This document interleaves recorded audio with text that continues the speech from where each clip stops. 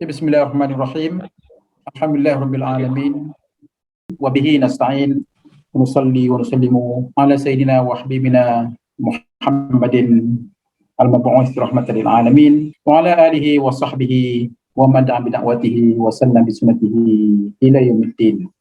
Al-ikhwah al-a'izza, ahlan wa sahlan wa marhaban bikum ila hadha al-barnamij tunazzimuhu al-munazamah العالمية لخريج الأزهر، وإنني إذ أشكر السادة القائمين بالمنظمة لهذه المبادرة الطيبة النافعة جميعا إن شاء الله. حديثي يكون حول موضوع أهمية تصحيح الترجمة الدينية وخطورة إهمالها. Tuan-tuan dan puan sekalian, alhamdulillah kita bersyukur kerana dapat bersama-sama dalam program anjuran Al-Munazamah Al-Alamiyah di Azhar, dan tajuk saya ialah tentang kepentingan terjemahan agama yang betul dan juga tentang resiko kesalahan atau kesilapan dilakukan. Jadi alhamdulillah, sebagaimana kita tahu bahawa terjemahan ini suatu perkara yang sangat penting dalam perkembangan tamadun Islam. Bahkan terjemahan juga dianggap sebagai salah satu faktor berkembangnya keilmuan Islam dan seterusnya berlaku tamadun Islam yang berpaksikan tamadun ilmu dalam sejarah kemanusiaan seluruhnya. Jadi dalam konteks Islam ini kita tahu bahawa Allah SWT menjadikan manusia ini berbagai bangsa, berbagai warna kulit dan juga berbagai bahasa yang tentu sekali adalah untuk kebaikan manusia itu sendiri, sebagaimana Allah berfirman, Inna anzalnahu Qur'anan Arabiyyan la'allakum ta'qilun, sebagai salah satu sumber kepada umat Islam ini, sumber utama keilmuan Islam ini ialah Al-Quran yang tertulis dalam bahasa Arab. Dan tentu sekali apabila disebut moga-moga kamu berakal, bermakna kamu berfikir. Bayangkan bagaimana mereka yang tidak menguasai bahasa Arab, bagaimana boleh memahami apa yang dikehendaki oleh Al-Quran. Allah juga berfirman, Qul ayuhan nasu inna rasulullah ilaikum jami'a. Dan banyak lagi ayat Al-Quran yang berkaitan, yang dapat dikaitkan bagaimana pentingnya penyebaran maklumat dan juga ilmu-ilmu yang tentu sekali keasliannya dalam bahasa Arab, iaitu dalam Al-Quran, As-Sunnah, dan juga dalam kitab-kitab karangan-karangan ulama-ulama yang muktabar, seluruhnya dalam bahasa Arab, iaitu bahasa Al-Quran sebagai lisanan Arabiyan mubinan. Tuan-tuan dan puan sekalian, terjemahan ini satu yang sangat digalakkan, dan kalau kita melihat dari segi apa yang wujud pada hari ini, tentu sekali banyak hasil-hasil terjemahan yang telah pun dilakukan. Walaupun kita terdapat beberapa kesilapan, beberapa kelemahan yang berlaku dalam terjemahan ini, tetapi usaha terjemah itu sesuatu yang sangat dihargai.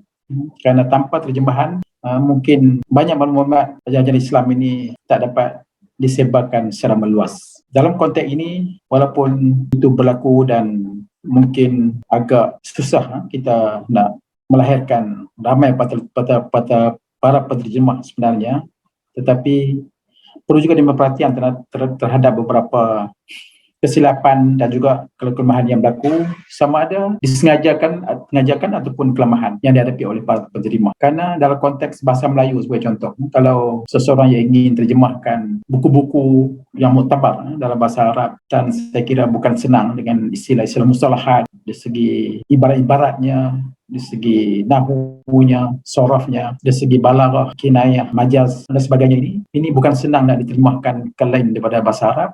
Dan bahasa Arab tentulah mempunyai kelebihan-kelebihan tertentu dalam konteks ini. Ini tuan-tuan puan sekalian, terdapat banyak ilmu-ilmu yang didapati yang berkaitan dengan ilmu Al-Quran, ulum hadis, dengan ilmu akidah, tauhid, mantik, falsafah, tasawuf, tafsir, fiqh, usul fiqh, dan lain-lain lagi ilmu yang begitu banyak memang telah diterjemahkan ke dalam bahasa Melayu kita ini, dan kita perlu memperhatikan tentang mungkin kelemahan yang berlaku itu dalam terjemahan itu, sejauh manakah boleh menyebabkan salah faham terhadap Islam. Kerana para penterjemah ini mestilah mempunyai dua kemahiran dalam bahasa Arab tentu sekali dan juga dalam bahasa Melayu. Jadi ini satu saya sebutkan tadi sebetulnya sukar juga untuk menghasilkan para penterjemah ini, sama ada mereka ini memang berkebolehan tetapi tidak berminat, tetapi yang berminat tetapi tidak mempunyai kebolehan yang sewajarnya. Jadi dua perkara yang harus diambil perhatian. Dan sebab itu dalam konteks terjemahan-terjemahan yang berlaku ini, kita harus mengambil perhatian tentang sekiranya berlaku kelemahan yang saya sebutkan tadi, tetapi usaha-usaha terjemahan itu sangat dihargai. Al-Quran Al-Karim juga diterjemahkan ke dalam bahasa Melayu dalam tulisan Jawi. Jadi itu mungkin terjemahan yang dapat dipastikan kerana pihak berkuasa di negeri masing-masing boleh pastikan tentang terjemahan ini, kerana Al-Quran ini satu kitab sahaja dan tidak mungkin perlu terlalu banyak terjemahan, kerana itu juga boleh menimbulkan sesuatu yang kurang baik sekiranya terlalu banyak terjemahan Al-Quran, dan bukan senang juga bagi saya nak terjemah Al-Quran ini kerana satu kumpulan. Begitu juga bahasa Inggeris pun amat terhad. Itu sebagai satu terjemahan yang diterima sebagai terjemahan yang betul, yang tepat oleh dunia akademik. Jadi tuan-tuan dan puan sekalian, Al-Quran, hadis-hadis juga dalam bahasa Inggeris sudah didapati yang relevan dengan kita ini, bahasa Inggeris dan juga bahasa Melayu. Para pelajar peringkat master dan PhD juga tentu sekali dalam penulisan mereka dalam bahasa Melayu. Sebagai contoh, sebenarnya mereka perlu rujuk kepada sumber-sumber original. Tidak ada sebab seorang pelajar dalam bidang atau peringkat MA atau sarjana dan PhD untuk rujuk kepada terjemahan-terjemahan khasnya dalam buku-buku bahasa Arab. Sebagai contoh, mereka boleh pergi kepada original teks tentang kita-kita itu, dan seterusnya mereka terjemahkan ke dalam bahasa Melayu juga. Sekiranya tesis itu dalam bahasa atau disertasi itu dalam bahasa Melayu. Jadi apa yang penting ialah kepastian terjemahan itu. Kalau sama, mereka juga boleh membantu dalam konteks meneliti terjemahan-terjemahan yang terdapat itu adakah tepat dengan maksud sebenar ataupun tidak. Dalam hal ini, kita dah mendapati pihak Al-Azhar Al-Sharif telah mengambil satu inisiatif penting di mana ulama-ulama Azhar selama ini telah pun mengkaji dengan teliti terjemahan Al-Quran Al-Karim. Saya kira dalam semua bahasa. Yang setahu kita mungkin dalam bahasa Melayu pun ada, dalam bahasa Inggeris, mungkin dalam bahasa-bahasa lain. Saya tidak pasti adakah wujud terjemahan Al-Quran dalam bahasa-bahasa lain ataupun beberapa bahasa dunia ini memiliki terjemahan Al-Quran. Jadi pihak Al-Azhar telah mengambil perhatian perkara ini dan telah menyediakan satu sistem khas dalam halusi terjemahan-terjemahan yang telah dicetak itu, yang dikeluarkan. Itu satu inisiatif yang sangat dihargai, kerana patutnya terjemahan itu telah diperakukan oleh pihak Azhar.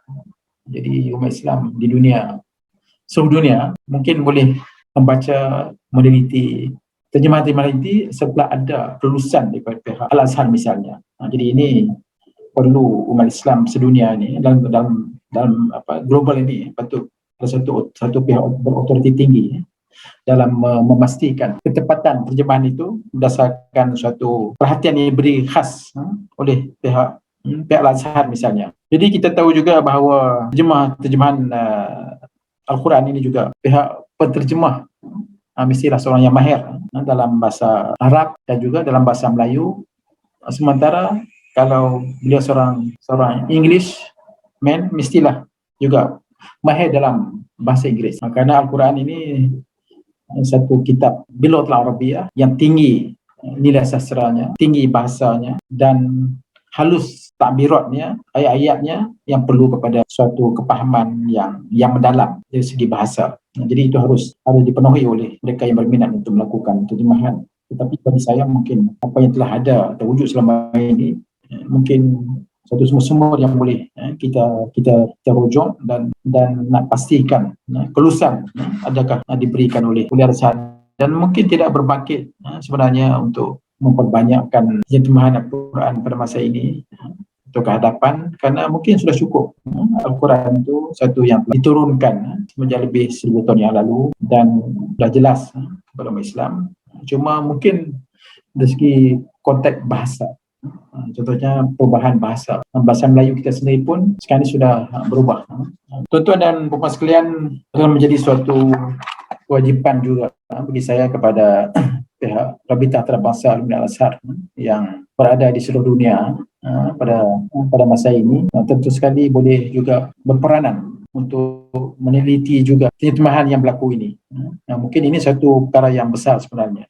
Bagi saya bukan satu yang mudah kerana kita terpaksa memiliki tokoh-tokoh pakar-pakar dalam pelbagai bidang ilmu, dalam bidang disiplin ilmu yang berbagai.